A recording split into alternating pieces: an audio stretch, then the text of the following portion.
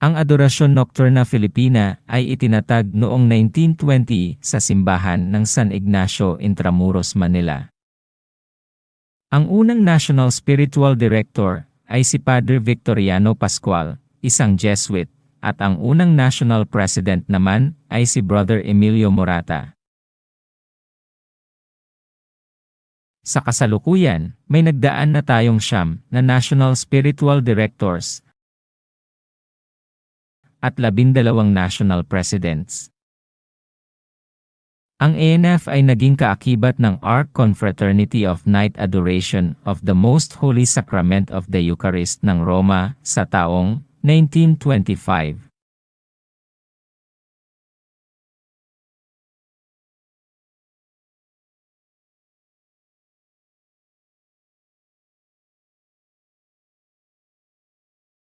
Nang isinimula ang lipunan ng Adorasyon Nocturna Filipina, ang ginamit na ritual, sistema at konstitusyon ay galing sa Adorasyon Nocturna Española.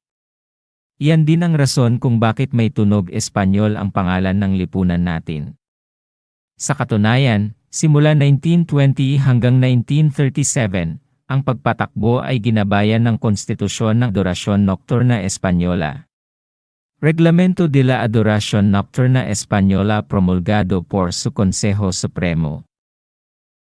Ang sariling konstitusyon ng Adorasyon Nocturna Filipina, Konstitusyon y Reglamento de la Adoración Nocturna Filipina, ay naibuo at inilathala lamang sa taong 1937 pagkatapos na aprobahan ng mga delegado ng Second Eucharistic Assembly na nakilahok sa 33rd International Eucharistic Congress.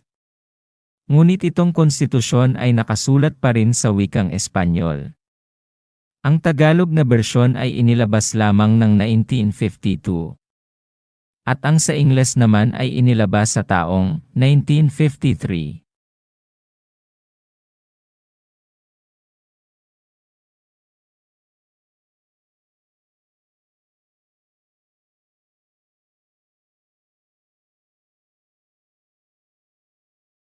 Sa kasalukuyan, ang ANF ay meron ng higit sa 1,700 turno o chapters sa buong bayan.